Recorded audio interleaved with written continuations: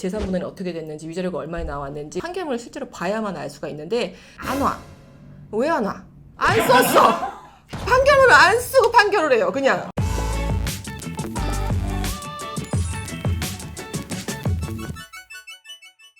안녕하세요. 이혼 전문 박은주 변호사입니다.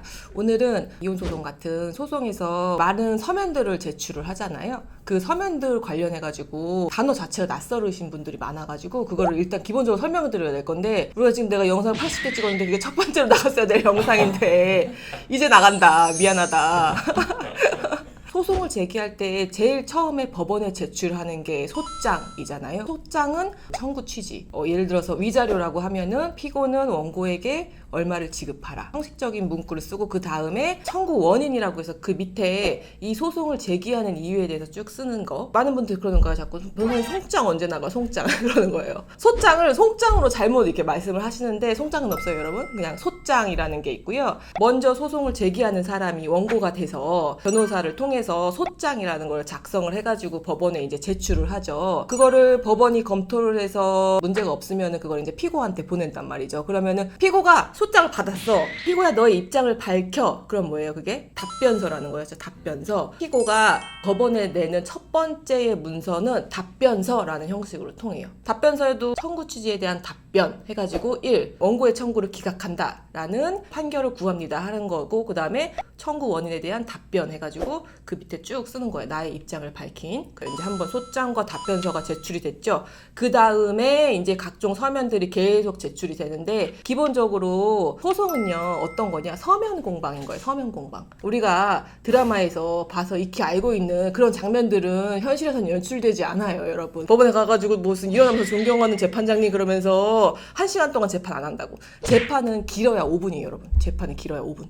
되게 짧죠. 재판 한 번 열리면 보통 한 달에 한 번 열리거든요. 재판기일이 딱 잡혔어. 그럼 그 전에 재판기를 준비한다. 그래서 내는 서면이 준비서면. 뭘 준비해 도대체? 변론을 준비합니다 라는 게 그 준비서면이라는 거고, 변론이라는 거는 기본적으로 여러분들 알고 있는 재판을 변론이라고 해요. 그래서 변론기일, 재판기일이 잡혔는데 그 전에 우리가 하고 싶은 말들을 다 서면에 다 녹여 쓰는 거야. 원고도 준비서면, 피고도 준비서면이라는 형태로 쭉 나가게 됩니다. 그래서 계속 막 준비서면이 오고 가죠. 준비서면에는 우리가 하고자 하는 얘기들과 증거들이 같이 첨부가 되는 거예요. 증거. 원고가 제출하는 증거에는 뭐라고 붙느냐? 갑이라는 거 붙어요. 갑 제1호증, 갑 제3호증 이렇게 붙거든요. 그러면은 시험 문제 피고가 붙이는 증거는 뭐예요? 을제 1호증 이렇게 되겠죠. 그래서 이제 첫 번째 재판기 딱 열렸어요. 그러니까 판사님이 이렇게 말씀하시죠. 피고 답변서 진술하시고 몇 월 며칠자 준비서면 각자 진술하시고요. 이렇게 진술한다는 게 뭐냐, 제출한 거를 이렇게 우리가 주장을 하겠습니다 라고 확인을 하는 절차인 거예요. 그 진술하겠습니다 그러면은 준비서면을 다 읽고 그러지 않아요. 그냥 준비서면은 이미 전자소송 사이트를 이용을 하거든요. 제출을 하면은 상대방이 하루 아니면 이틀 내에 다 확인이 가능해요, 내용이. 그러니까 변론기일 전에 서로의 주장과 입증 같은 내용들이 다 확인을 한 다음에 와서, 그럼 변론기에서 뭐예요? 변호사님 뭐 했냐, 이런 주장이 있고 이런 증거가 있군요. 다음 재판은 뭐를 할까요? 이렇게 판사님 물어보시거든요. 변론기일에는 뭔가 대단한 우리 사건의 실체에 대해서 탐구하고 심리하고 그런 절차가 아니고, 다음 재판까지는 다시 우리가 추가로 뭘 하겠습니다 라고 얘기를 하거나 이제 그만하겠습니다 라고 하는 간단한 얘기들이 오고 가는 거, 이런 것들을 논의하는 절차를 재판이라고 하면 되는 거예요.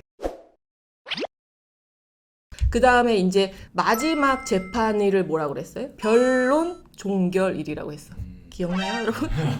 그러니까 기억나네요. 기억나요?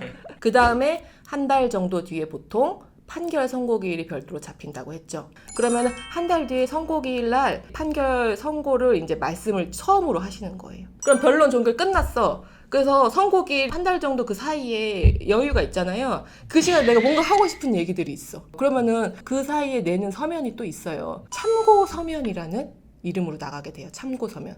우리가 심리는 끝났지만 판결문 쓰기 전에 내가 마지막으로 하고 싶은 얘기가 있으니까 참고해 주십시오 해가지고 쓰는 서면이 이제 참고 서면이라고 하는 거예요. 그때 내는 자료들은 증거로 쓰이지 않고 말 그대로 참고 서면에 붙어 있는 것 때문에 참고 자료라는 말을 쓰거든요. 굉장히 중요한 자료라고 하더라도 그게 가포증, 의로증으로 제출되지 않으면은 판결 결과에 영향을 미치지 않는 거거든요. 근데 그 참고 자료라는 게 승패를 가름할 만한 되게 중요한 증거가 갑자기 나와버린 거야. 그럴 수 있죠. 그럼 어떻게 돼야 돼?